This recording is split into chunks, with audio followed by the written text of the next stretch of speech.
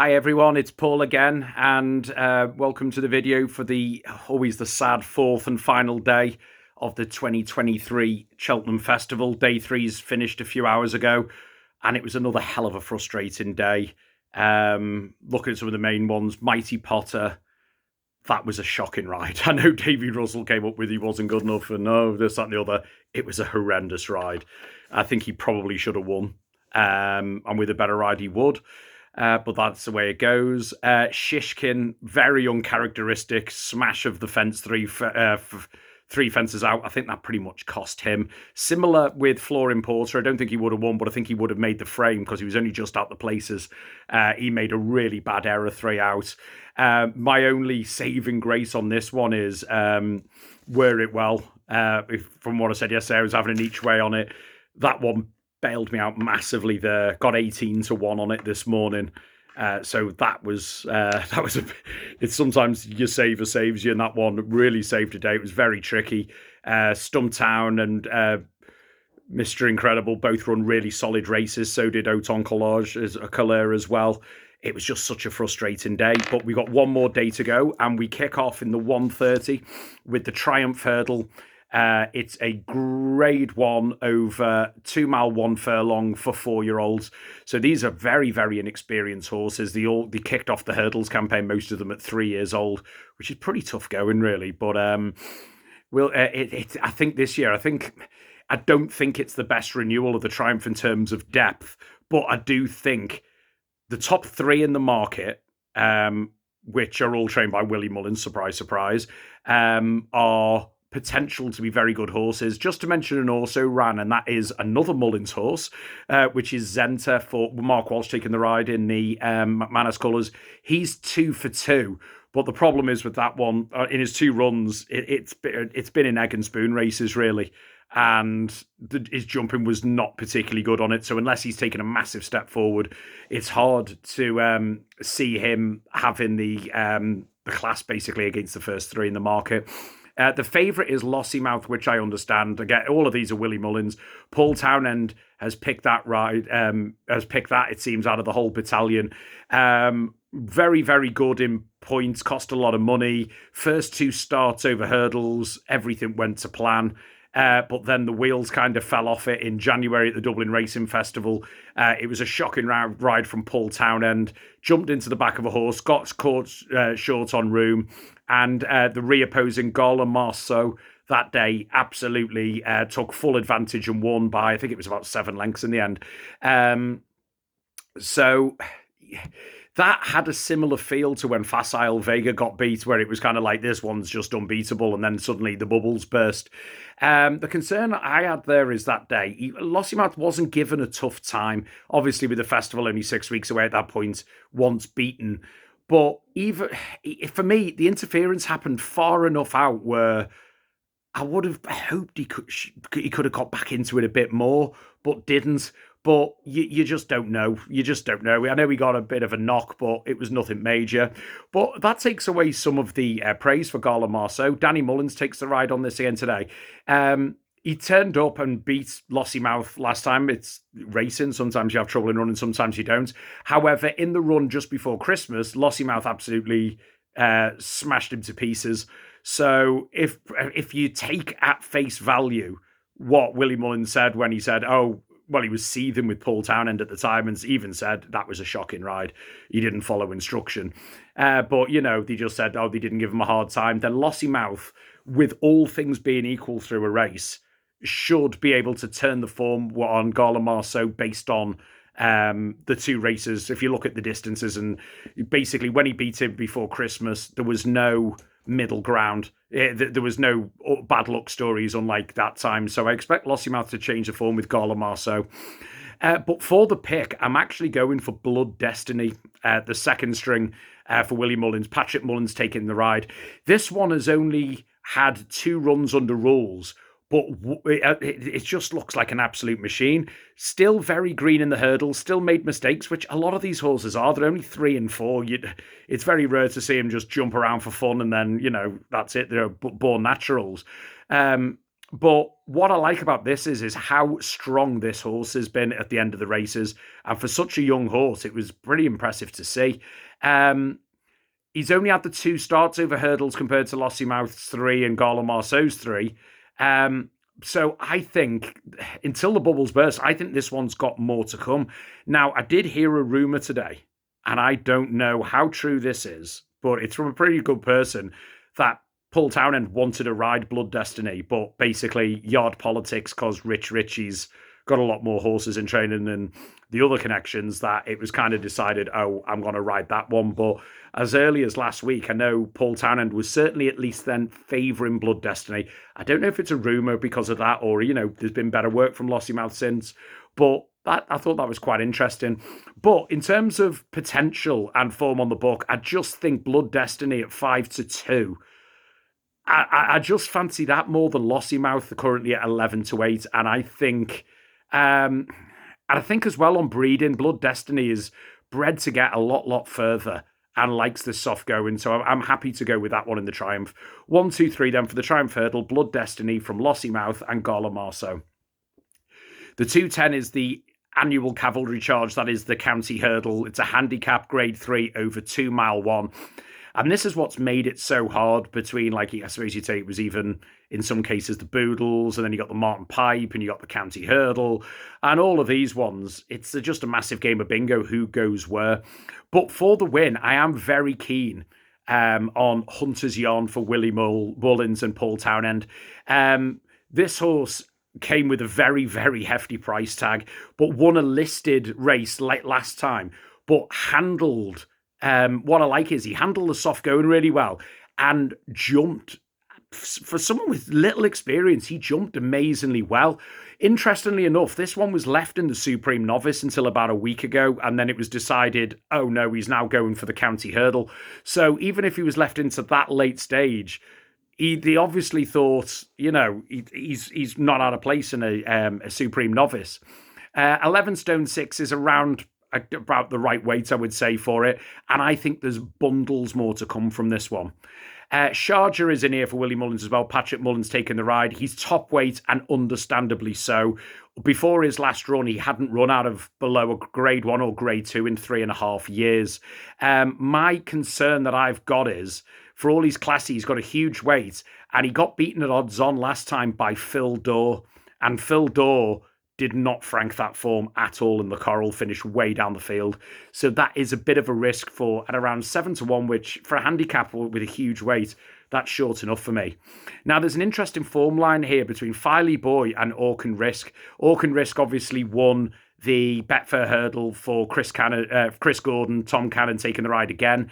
Filey Boy was second that day. Emmett Mullins trains, Mark Walsh rides.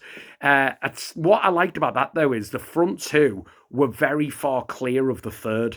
So that was nice to see. The one thing I would say is, though, Filey Boy, I don't know if he just didn't put it all in at the end, but looking at the last, you would expect him to go through with the effort, and he didn't, and he seemed to get outstayed in the softer going by Orkin Risk. Now, don't get me wrong, he's relatively lightly raced, and he's got a great weight of 11 stone here. I just would have liked to see more in the finish, but again, is it been a slow campaign? A second in a Betfair's nothing to turn your nose up at, and now a County Hurdle, a very large prize, and who knows what happens from Aintree and Punches down from here. It just slightly disappointed me. Orkin Risk won the Betfair, and this one is the key to this one is getting loose on the lead. The difference is there's about 5 front runners that I've picked up on here, and I just don't think Orkin Risk is going to get the same uncontested lead he got in the Betfair Hurdle. I do like for the frame Pembroke for Harry and Dan Skelton. He came second at Cheltenham back at the trials meeting over 2 mile 4, and I think he travelled great. I just think he was outstayed. Another horse who was left in the Supreme and the Ballymore. So they obviously thought he's a definite Group 1 horse potential, but he's got in here off 10 stone 9, which is a phenomenal weight. The only reason I haven't put him up as the main horse here is I don't know what his best trip is. For me, it looked like he didn't fully get 2 mile 4 when he was turned over at 5-4 at the trials day. But then he's entered in the Ballymore, which makes me think, well, do you think he'll get 3 mile nearly? And then he's entered in the Supreme, which is 2. This is 2 mile 1. I think with that weight, he's pretty much sure to run a good race anyway. But in terms of a win, I just don't know. But he's around 8 to 1, so I might have an each way play on him anyway. The other one I'm putting in to make the frame is Ballyadam for Henry de Bromhead, Rachel Blackmore. Came 5th in this race last year. After that, he had one run in the Galway hurdle and came nowhere. I think, to be honest with you, the ground was probably far too fast for him then, and it is a weird right-handed course. That his best form has definitely been on left-handed course. He came 5th in this county hurdle last year, meeting trouble in running, and his first proper run since that Galway hurdle, after 200 odd days off, he actually came 3rd to Gaelic Warrior in a graded race. And Gaelic Warriors kind of upheld that form, run a really solid race. So Ballyadam currently around 14 to 1 for the de Bromhead yard, which is performing really well. I think he's, especially a lot of bookmakers are paying top 6 on this. And I think it's Coral or William Hill are paying 7. And for that, you'd have to put Ballyadam in there at 14 to 1. But the 1, 2, 3 for the county hurdle, Hunter's Yarn from Pembroke and Ballyadam. The 250 is the Albert Bartlett hurdle, which is a novice race again. It's a grade 1. 3 miles. Actually, it's not a novice, is it? What am I talking about? I have been huge on since, and it was the only horse that I had for the Albert Bartlett in my diary from about November, and that is Corbett's Cross. Emmett Mullins trains, Mark Walsh riding. Won his last 3, but what I loved was the diversity. Under a big weight, won a 3 mile handicap, and then turned around next time and won a 2 mile graded. So he's got the speed for 2 mile and he's got the stamina for 3 mile. It's not surprising after his last win, JP McManus bought this horse for a small fortune. I don't know how much exactly. I've heard from various people we're talking around £600,000, which is pretty staggering, really. So if he's doing that, he'd want an immediate return, I'm guessing. There was talk about a month ago when there was no rain and stuff. Oh, they're going to miss Cheltenham because the ground's going to be too fast. Obviously, the ground's now come in his favour. Even though he won a graded race over 2 mile, he looked like he was going to get beaten, just kept finding more. I think this horse has got an unbelievable engine, but whatever he does over hurdles, I think it's going to pale into insignificance compared to what I think he's going to do over fences. But for the context of this race, I just think he may have too much speed and too much stamina for everyone here. 3-card Bragg is interesting for Adrian Heskin and Gordon Elliott. He's been running well over 2 mile to 2 mile 4. Interestingly, he kind of reminds me a bit of Paisley Park in that in these 2 mile and 2 mile 4, he's been hitting the flat spot and running on. The step up to 3 mile seems to be understandable. I actually had him in in my list for the Martin Pipe, but he's come for this 3 mile and said, I'd still feel, because I know he gets 2 mile 4, will he get 3 mile? He should, but I don't know. But I think he could run well for a long way and may tire in the closing stages. He might just be a natural 3 miler. I think he's a banker to hit the frame, but in terms of a win, I think he has risks attached. Hidden Valley Lake's interesting for Henry de Bromhead and Rachel Blackmore because this one's been very consistent and moving up the ladder nicely. However, he was beaten at odds on his latest start, which was slightly disappointing, but more of a concern is the soft ground. All of his better form's been on not even good, soft, good ground. He's got some on good to soft. I just have a feeling the ground might have gone against him. One, however, who I do think is going to hit the frame at a very big price is Favori de Champdou, I think it's pronounced. Gordon Elliott, Jordan Gainford taking the ride, currently around 16 to 1. This one's has had 2 really serious injuries, much younger in his career. After he came back from the first injury, he run to a really good level. Then he was ruled out again for a season. And since he's come back this year, he's 3 for 3. Clearly stays very well. And he's another one. He's biding his time. Whatever he does over fences is going to be better than over hurdles. He could be very good, but for a horse's age, he is relatively lightly raced. So for that reason, I do think he's kind of flying under the radar. He stays very well and loves soft. So I think there are worse each way bets than him at 16 to 1. But for the win, I'm all about Corbett's Cross. I really fancy this one, and I think he will win the Albert Bartlett, hopefully on Friday. 1, 2, 3 then for the Albert Bartlett, Corbett's Cross from Favori de Champdou and 3-card Bragg. Which brings us on to the highlight of day 4, for arguably the highlight of the week, and that is the Cheltenham Gold Cup, Grade 1 over 3 Mile 2. And what a brilliant but bizarre puzzle we've got to go and solve here. Gonna go through some of the other ones that I'm not putting to make the frame, but are worthy of an honourable mention. I'm going to start with the former champion, who I tipped up last year and came second, Minella Indo. Minella Indo was a brilliant winner of the Gold Cup. And last year, turning in, I thought, he's going to do it again before A Plus Tard absolutely routed them. He's getting no younger. He beat Statler last time, giving him weight. And that's no mean feat. Statler's performed very well in the 4 miler last year, won that, and he's clearly got a lot of class. So even getting weight from it, it was a good performance. But to coming back and regaining a Gold Cup, bearing in mind the only horse to regain a Gold Cup is Corto Star. If Minella Indo did it at that age, it would just be beyond belief, really. Protectorat came third in this race last year. Hasn't really hit the heights since then. I don't think he fully got home that day. The ground's a bit softer again this year, so that tempers enthusiasm. Why Conflated has been a real success story of this season. Stepping up to 3 Mile 2 in soft, though, is a big question mark, and I'm not really sure, to be honest with you. I wouldn't put people off backing it because he's a very classy horse. I just don't know if everything's going to fit. And then you've got the enigma that is Ahoy Signor. He's had he was having a disastrous season. Came back, got beaten at Charlie Hall, didn't show much. Then I actually saw him in the flesh run at Aintree in the Many Clouds. Didn't lift a finger. Then he went to the King George, nothing. But then goes to the Cotswold Chase and wins it. And you're like, how? I don't get it. He is very good horse on his day. But when you put in like 5 substandard runs and 1 good one, even if it is a good win, it kind of, you're backing it under hope that it's a going day, basically.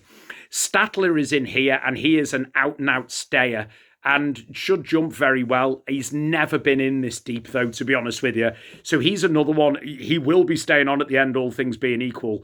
But has he got the class to win this?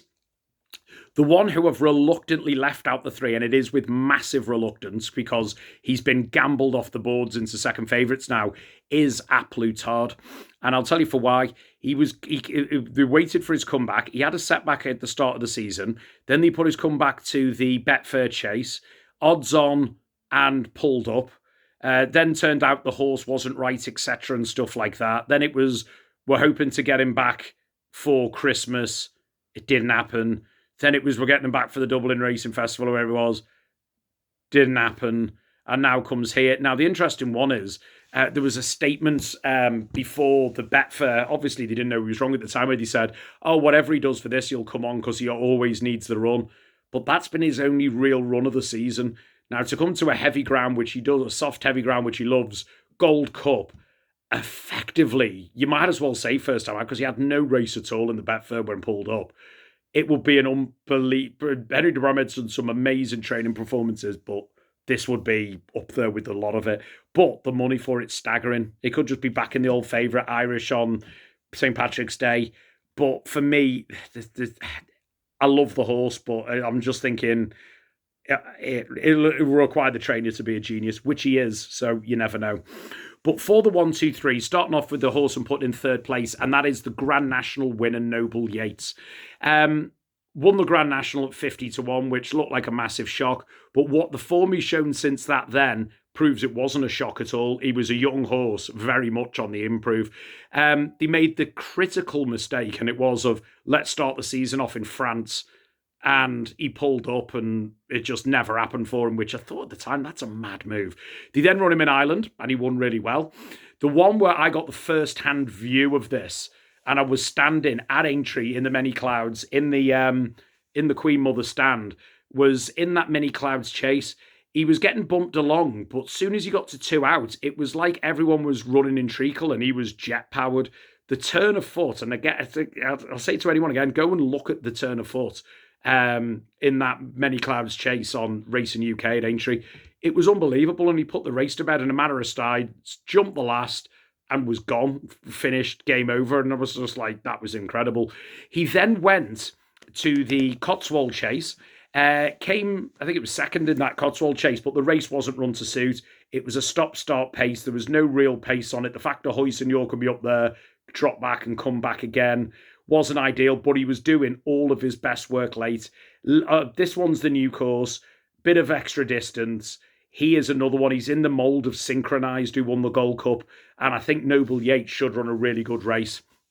Now, for the win, I've ummed and ahed over this for God knows how many hours over the past 3 or 4 months.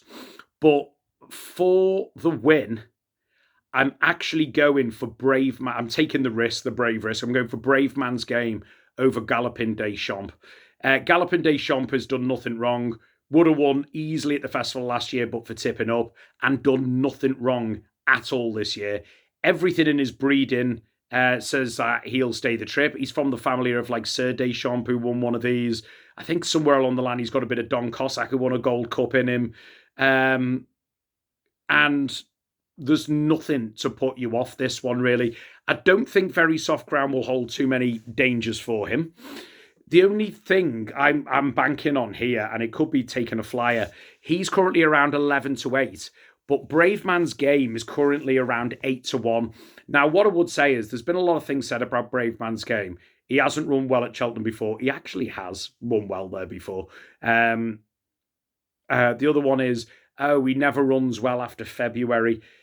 Paul Nicholls has done something different this year. He hasn't run the horse to death. When he turned up at Cheltenham last time, or an Aintree at the end of the season, it was his 5th or 6th run of the season. What they've done this time is go for a light campaign. It's what I call, it's almost the Corto Star campaign. With Corto Star, they found the key to Corto Star, which was Betfair, King George, Cheltenham. That was the order that they should have gone in. And what he's done here is gone Charlie Hall, King George, Cheltenham. And they even said he's going straight to Cheltenham right after he won the King George. Now, there's something different about this horse this year. For me, he always seemed to flatter to deceive late on. But if you watch the Charlie Hall, he travelled well, but he only got racing between 2 out and 1 out, and he run right the way through the line, which was really, really impressive, which I thought at the time, that was really impressive because he hasn't shown that for a while. Then the King George, for me, was an unbelievable run. He was trapped out wide. There was a horse jumping across him, which can't have helped. But again, when he started to get niggled along, coming round the corner, I think from 3 outs, I thought, I don't know what's going to happen here. But he, again, after 2 outs, the overdrive kicked in, and he had Lon Pressy, who's no slouch, beaten when that one came down. But again, he ran right the way through the line. He's seeing his races out better. I think he's coming here a lot fresher horse than in other seasons. And the way he's running through the line, it's more hopeful, obviously, than anything else, that he'll see the 3 mile 2 trip out. Even at Wetherby, it's a bit of an undulation around the side and a bit of the finish can be quite tough at Wetherby. And I think that was a good run. I think they've kept him fresh.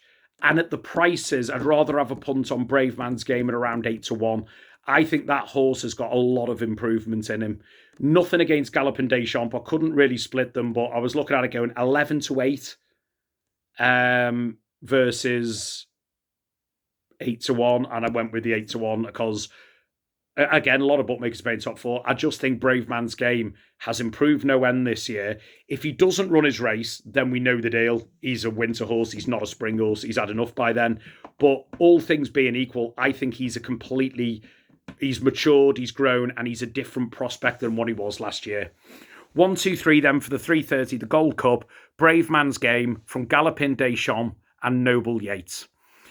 Bringing us on to the 4:10 now, which is the Fox Hunter Chase, a Class 2 over 3 mile 2. Again, which is a story of my week. Really, really fancied Winged Leader in here. Had a really good case for it. Been in the journal for a while. Non-runner. And you're like, great, thanks for that. But It's like I said, because I originally would have put that in my lucky 31 in the video I did there. For me, I said the one that should win it is Vaucelet, the first string. So wing leader's out, so it goes straight to the favourite. Christie trained again. O'Neill taking the ride. Very good jockey on this. Seems to have just found his own in the last year. Won 5 out of 6 in the last 12 months. And his rating has got better with each run. Kept relatively fresh for this. Stays really well. Slightly younger than the main protagonist here as well, so I think he's got more improvement in him. Vaucelet is a pretty confident choice for that one. I think the main danger may actually come from old Billaway again for Willie Mullins and Patrick Mullins. Run 3 times in this race, 2 seconds and a first. He's shown bits of form again this season. Some of it wasn't as good after the start of the season and after he won this last year. He's another year older, but I think, again, you can set your watch by him usually, and he should run a really good race. The other one I'm putting for the frame, which is, for me, hopefully very, very overpriced at 16 to 1, and that is the Storyteller for Gordon Elliott, Jamie Codd taking the ride. This was a form of very, very classy horse. He's finished in the top 5 at 3 festivals, which is by no slouch. That's some feat. He's been, since the last festival he's been in very good form in points. My bigger concern is, in the last year and a bit, he's only had 1 run under rules when he was 15 to 8 favourite and came right the way down the field, but it was after a bit of a break. So I'm hoping, coming back to one of his favourite courses, Cheltenham, he certainly stays the trip. I just think 16 to 1 with a very good trainer-jockey combination, I just think that's overpriced for the Storyteller.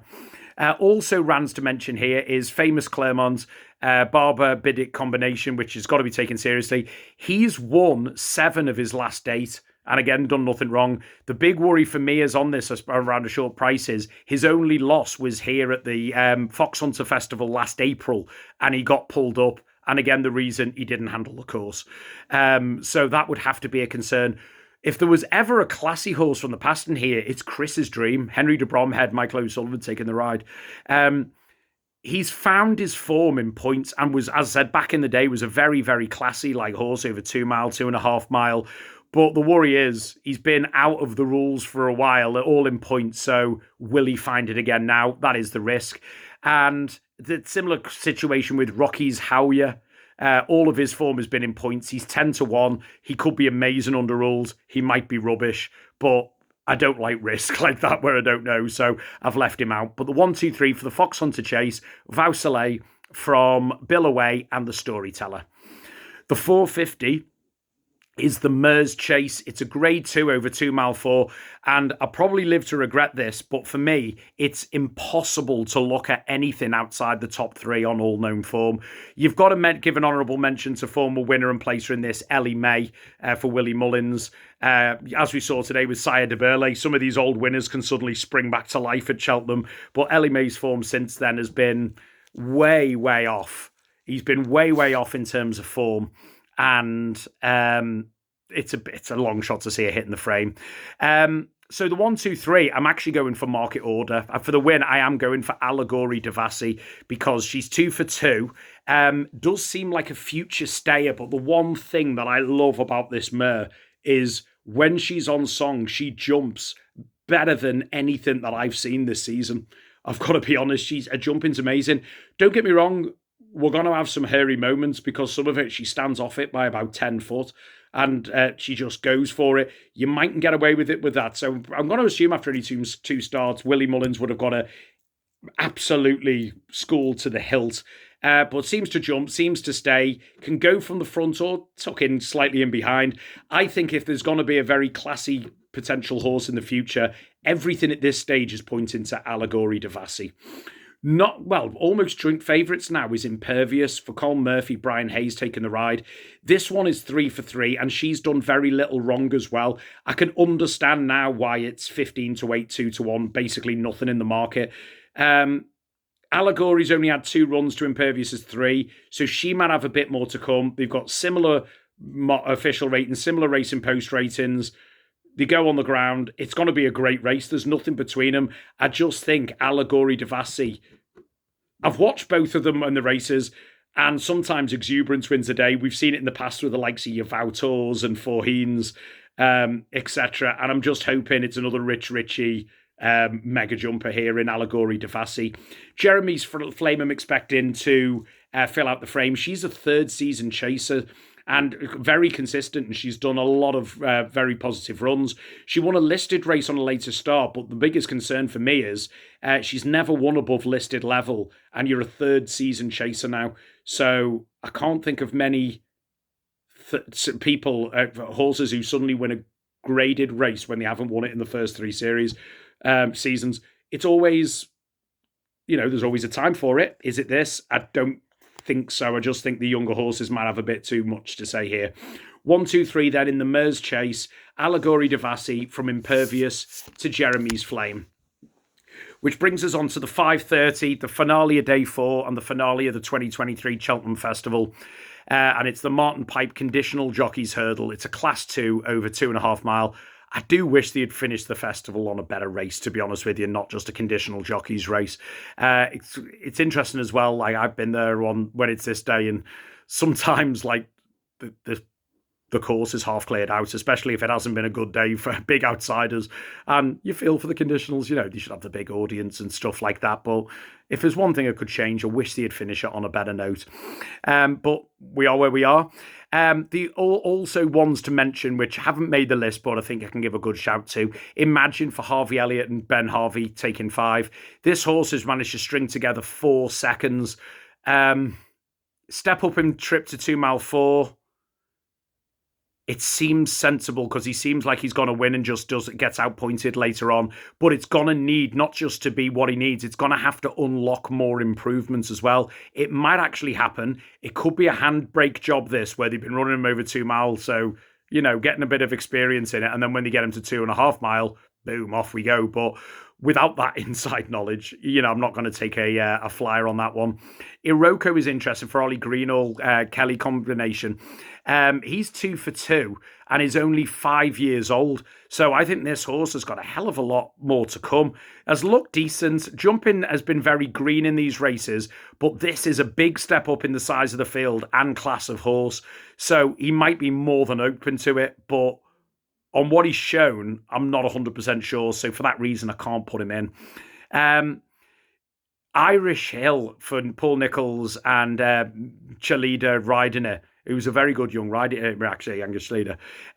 Since he's had his wind operation, he's had a 2nd and 3 first.